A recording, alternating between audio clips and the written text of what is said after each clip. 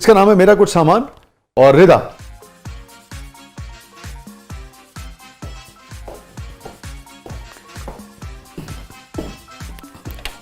खुलजा सिमसिम में क्या है?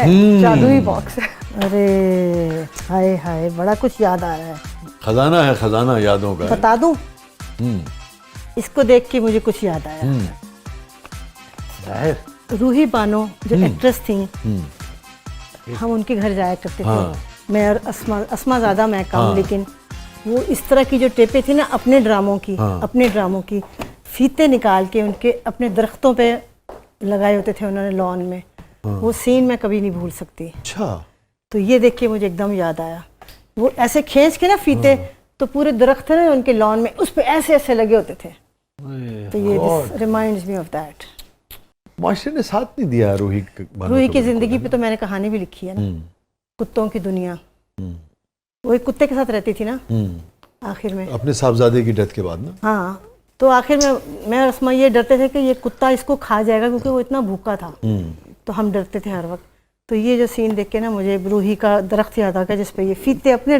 मैंने पूछा ये तुमने कौन से ये क्या है? कहती थी मेरे ड्रामों के फीते हैं ये। कितना खौफनाक मंजर होगा। मैं जो आप बयान कर रही हैं, आप सोच मैं तो तसव्वुर करके दहल गया हूं। आप कभी वो अफसाना पढ़े हैं? अब क्या बताऊं, मैं खुद सोच के मुझे लगता है कि गुलजार की फिल्म मैंने तकरीबन लिख दी है। वो इसमें ऐसे मैंने उसको डिस्क्राइब किया उसके घर को कि क्या वहाँ मंजर था। ये जो इमेज है, इतनी बड़ी आर्टिस्ट और उसने अपने काम के फीते जो है निकाल के इसमें से निकाल के ये ऐसे लटक रहे होते थे, और उस पर लिखा था दीवार पे नुस्खा है वफा।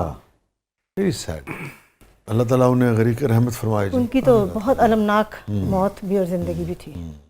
रूही बानो की मौत जो है ना इस मुल्क में, वो आर्ट की मौत थी, है ना।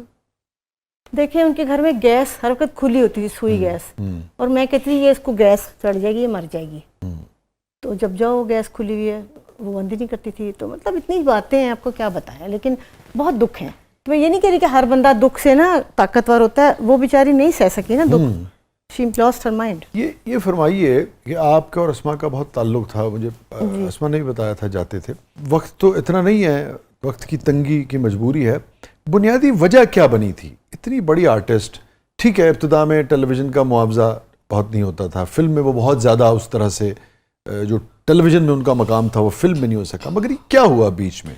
जहाँ तक मैंने उनकी ज़िंदगी की स्टडी की है, क्योंकि ज़ाहिर मैं अदाकारी में तो नहीं थी, लेकिन जो मैंने सुना इधर उधर से ये वो मुझे पता लगा अस्मा के थ्रू भी और पहले भी।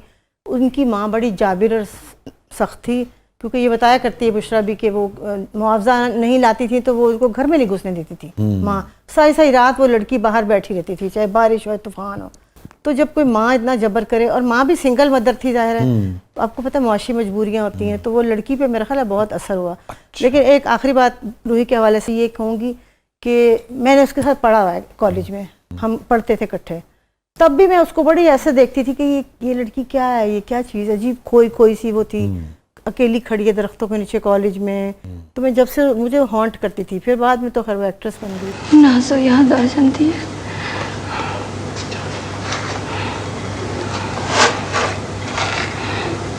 ਉਹਦੀ अपनी कड़ी ते यारा तो खलोती हुई सी ते लोकां तो वक्त पुछदी रहंदी हुंदी सी। मुख्तलिफ थी वो। हाँ, मुख्तलिफ, ना भुलाने वाली। ना भुलाने वाली। स्टे विद अस नाज़रीन, कहीं नहीं जाइएगा, बस ज़िंदगी है। और हमारे साथ मौजूद हैं बख्त अली खान साहब, हमारे साथ मौजूद हैं मोहतरमा नीलम अहमद बशीर साहबा। जिन लोगों ने इतना कुछ दिया होता है सोसाइटी को, माशरे को, हर आदमी की तकलीफ़ है, मगर जब इतने करोड़ों लोग किसी के चाहने वाले हों और उनकी ज़िंदगियों पे उसके असरात हों, तो फिर और ज़्यादा तकलीफ़ होती है आपको, है ना। बहरहाल छोटे से वक्फे के बाद वापस आते हैं। आप देख रहे हैं ज़बरदस्त प्रोग्राम के अगले मरले में आपके लिए बहुत कुछ है।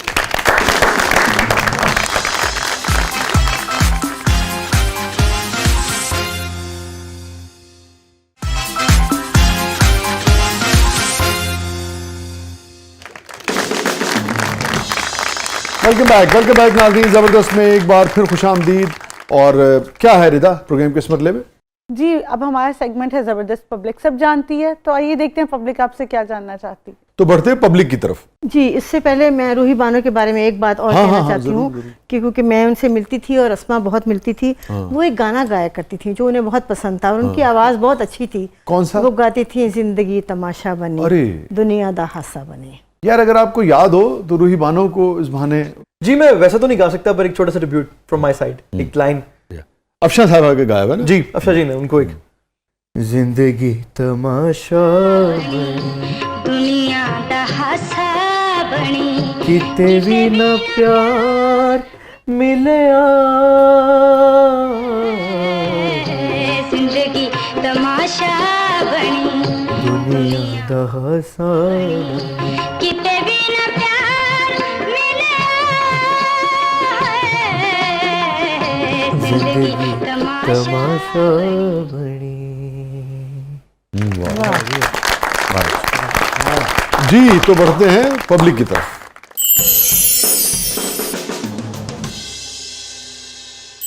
नीलम मैडम अस्मा साहिबा जब शाह साहब के प्रोग्राम में आई थी तो इन्होंने दिल से बातें की थी, तो क्या आपने इनसे कहा था हाय नहीं अस्मा सारियां गल्लां दसन वालियां नहीं हुंदियां? हाँ, मैंने मजाक उड़ाया था। मैंने कहा तू तो सारा कुछ ही ये सब बोलते कुछ ना फोल कह के आ रही है, अब तो कुछ रह नहीं गया बाकी। जी, मेरा सवाल बख्त भाई से है कि अब्बू से म्यूज़िक सीखते हुए कभी किसी लड़की का फ़ोन आ जाए तो आप डर जाते हैं या कहते हैं आप गाना शुरू करें, मैं अभी आया? उससे पहले बेटा अब्बू को बहुत फोन आ जाते हैं। बहुत ही खतरनाक सवाल पूछ लिए इन्होंने। हाँ। तो वो उस टाइम अब्बू के सामने तो पहली तो बात है फ़ोन यूज़ कर ही नहीं सकते। अच्छा। तो वो सख्त स्ट्रिक्टनेस है। अगर मैं वैसे भी उनके बैठे हुए यूज़ कर रहा हूँ हाँ। तो वो गुस्से में आ जाते हैं। नहीं, बहुत अच्छी बात है यार। तो अब्बू को भी तो सारे जहान से फोन आते हैं। जी बिल्कुल, आपको पता है उनकी फैन फॉलोइंग एक बड़ी ह्यूज फैन फॉलोइंग है उनकी। तो डैडी को भी आते हैं, बट बस आते हैं। उनको बेचारा क्या कहेगा।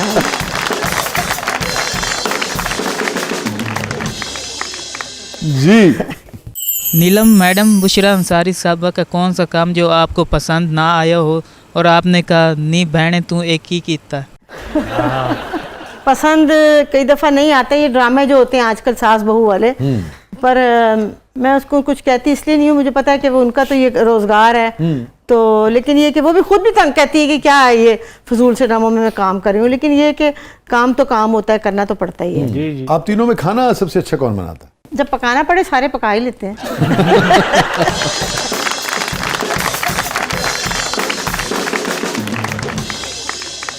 और ज़ारा साहबा का काम कैसा लगता है आप? वो जो था क्या नाम है, वो नहीं हुआ था अभी थोड़ा दिन पहले वो लड़की, वो गर्ल क्या नाम हाँ था गर्ल उसका? वाला, गर्ल वाला स्टैंड अप गर्ल। हाँ, I like stand up girl अच्छा लगा था वो आपको अच्छा लगा? हाँ, वो डिफरेंट था ना जरा। बहुत डिफरेंट था। उन्होंने किया भी बहुत अच्छा। मुझे ऑफ बीट चीजें अच्छी लगती हैं, आम चीजें नहीं मुझे हाँ, अच्छी। ज़ारा ने किया भी बहुत अच्छा था, Very she is fine very good, artist, बहुत सारी बहुत अच्छी आर्टिस्ट है। बहुत अच्छी है। ये जो दोनों खालाएं अब हैं, उससे पहले सुम्बल भी थी जब हयात, तो तीनों खालाओं में से सबसे ज्यादा किसके साथ दोस्ती है ज़ारा की? हाँ, देखिए ज्योग्राफी बड़ी इंपॉर्टेंट है। वो कराची में रहती है। हाँ। जब वो लाहौर में रहती थी तो मैं बहुत ज़्यादा मिलती थी, तो मेरे साथ थी, बचपन मेरे साथ गुजरा। लेकिन अब वो क्योंकि कराची में रहती है तो बुशरा से ज़्यादा मिलती है। अच्छा, तो डिपेंड्स ना। हाँ, लाज़मी बात है, लेकिन ठीक है। वैसे सबकी आपस में बहुत प्यार मोहब्बत है। ज़ारा के हवाले से कोई बात अगर आपको याद आती हो तो शेयर करें हमसे। और ज़ाहिर है बचपन गुजरा है, अब मैं बता दूं वो फिर कहेगी खौला अपनी मेरी बात करो। वो जब छोटी सी थी ना तो फिर मैं उसको खिलाती थी, जैसे ऊँटे माई है ना तो खाला अभी ऊँटे गोडे रह गए ना, वो तो गोडे ठीक सा नहीं। मैं उसको कहानियाँ सुनाती थी। कहानी तो वो बड़ा हंसती थी, जैसे कि एक मक्खी आई, मक्खी ने खाना खाया, फिर वो हवाई जहाज में बैठ गई, फिर उसने कहा कि मैंने ऐनक लगानी है, जो मेरे मुंह में आता था वो बड़ा हंसती थी। अभी भी आती खाला जो आपकी जो है ना स्टोरी है जो है ना, मैं उसको स्टोरी सुनाती थी, उसको बड़ा मजा आता था। आपने कहा नहीं मैं तो हूँ ही कहानीकार। हाँ, मैं तो हुई कहानीकार, लेकिन उस वक्त बेबी थी, उसको पता नहीं था। हाँ। 2-3 साल की थी तो खेलती थी मेरे साथ। मगर उनको याद है। याद है, वो बड़ा याद करती कि आपकी वो कहानी है, आपकी वो कहानी है, ऐसे उल्टी सीधी जोड़ जाड़ के ना कहानियाँ हाँ, कुछ उसको भी। सुनाती रहती थी। अच्छा, यही रिश्ते यादें जिंदगी खूबसूरत बनाती हैं।